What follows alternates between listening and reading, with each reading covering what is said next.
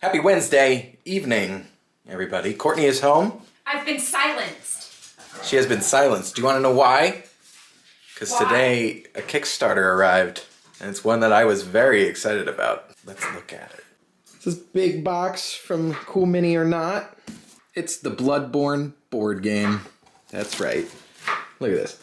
It's the main game, and look at all these extras. Oh, I'm so excited. Take a look at the back here. Oh, they have all the minis. Oh, this is so cool. I'm so excited to play this. So this is the main game. It comes with all of that fun stuff. And then some of these Kickstarter extras. I think this is an expansion that anybody can get. Look how cool they are. That comes with more map tiles and minis. Then there's this other one, the Blood Moon box. I don't know if this is one that you can get or if this is another Kickstarter exclusive, but look at that spider. It's so cool. Ooh, and little treasure chests. And then the last box that it came with, the Chalice Dungeon. Oh yeah. This is exciting. So I'm going to look at the minis, but I know they made like 3 other expansions or something. This was just what you got with the base pledge. I didn't get any extras, but as you can see, this is already a whole lot of stuff. Got the rule book here. Very cool. All these tokens I'll have to punch at some point. Oh, the map tiles. I think there's a whole bunch of them. Oh yeah. This whole stack is map tiles. Do that. We got some player boards. And then at the bottom are all the minis. I lied. I thought this was the whole bottom, but it's not that thick. And down here is this really nice tray with the player sheets and the character sheets. Oh, this is great. I love when a game comes with a nice insert that fits everything. And that looks pretty dang good. So many cards. Very nice. Got a whole bunch of the miniatures there. Player characters. These rings are cool. They go on the bases of the minis so you can tell which one's yours. And then this whole tray lifts off.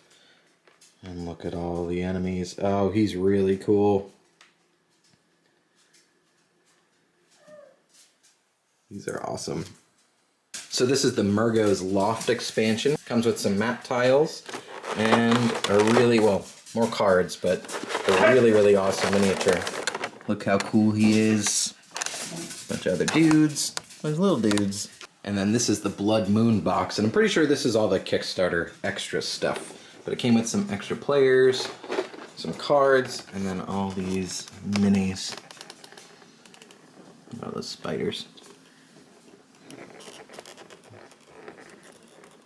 Big spider, and a bunch of little treasure chests. Very cool.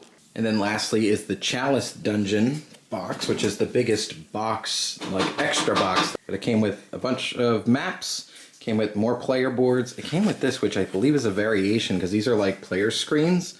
On this side it says Hunter vs. Hunter, so that's kind of cool. It came with a bunch of minis. Some cool scorpion things, more players down there.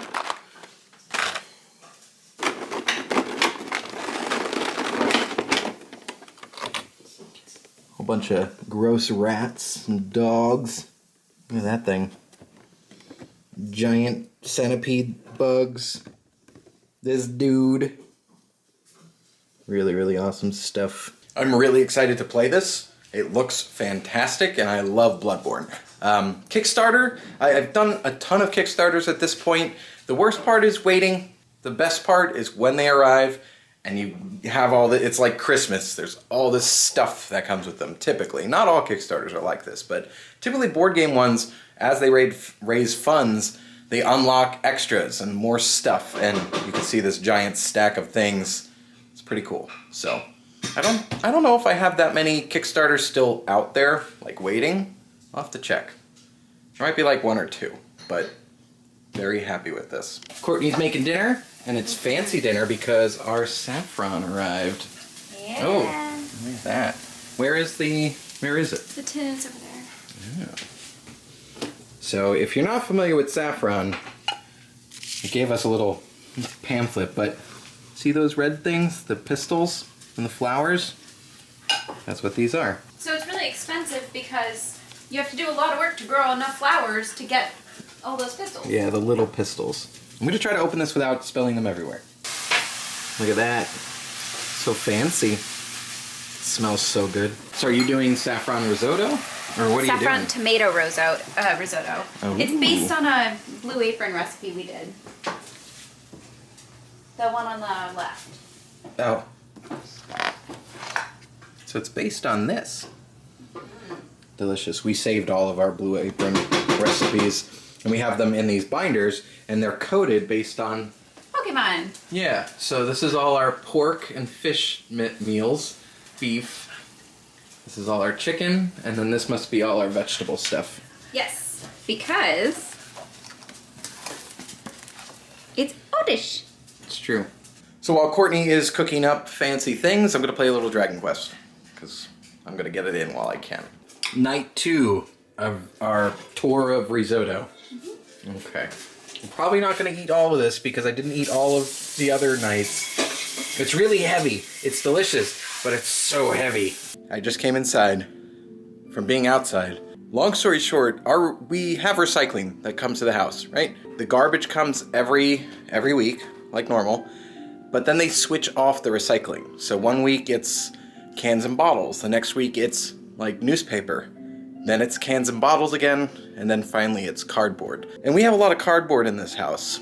And the fact that they come every, 4 or 5 weeks, sucks. So what happens is we amass a bunch of cardboard, so when it is finally cardboard day, I'm like bringing tons of stuff out to the curb.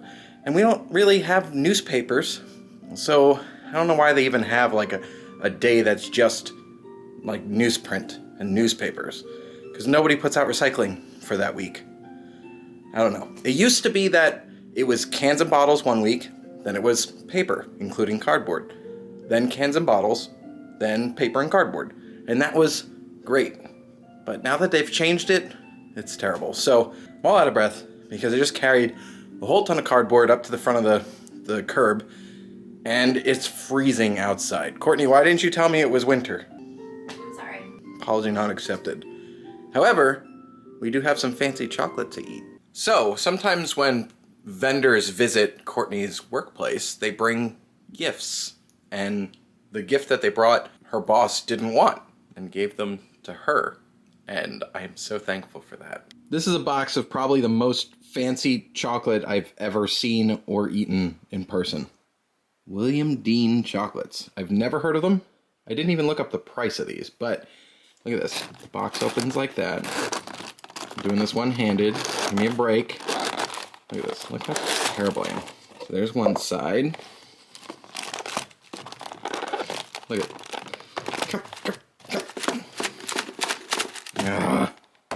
So, box opens up. Has this little guide. Look at these chocolates.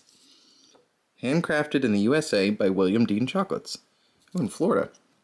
But this is a little flavor guide. Look at them. I'm really upset because Courtney had eaten the peanut butter and jelly one already. But look how cool they are. That's not all of them. Open this up even further. Rosemary caramel. I had the tropical caramel. It was like a rainbow one. Sorry for the shadows. It's really interesting. Passion fruit, Caribbean caramel. Look at all these.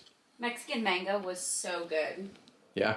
Mm-hmm. Well, guess what? Like a strip of mango jelly in the bottom. Ooh. Oh. Well, we're going to finish these. Like right now. Like I said, we already had some. So there's not a lot left. But these are so good. I'm going to have to look these up. So now that we've eaten all of them, what was your favorite? No, my favorites were definitely... Pear and ginger. That wasn't in there, yeah. My favorites were definitely between the Mexican mango and the raspberry brulee. Mm-hmm. Because both of them were a thin layer of a strong flavored jelly on the bottom. Yeah. With like a truffly chocolate on top. I'm trying to think of which one I liked the most. The key lime was good. The Bananas Foster, that one was really good. But I think where's my finger? The Tropical Caramel. It was so strange because it was caramel, but it tasted like... You said you tasted like mango. I couldn't put my finger on the actual fruit, but it was I just... thought it was passion fruit. A lot of times... There was a passion fruit one. It was really good. Yeah. But it was just, texture-wise, it was just kind of... Weird. You know when you bite into a filled chocolate and it's kind of too liquidy inside? It's not creamy enough? There were it was like that. Yeah. Well, these are really good. We'll have to get them again. I also liked the lemongrass one. That was interesting. There was a mojito one. Oh. I also had some, while we're on like kind of floral scents, I had the lavender one earlier. Yeah. That was pretty good. Mm-hmm. And then I just had the Earl Grey. Oh, that was extremely interesting, but I think it was a misnomer.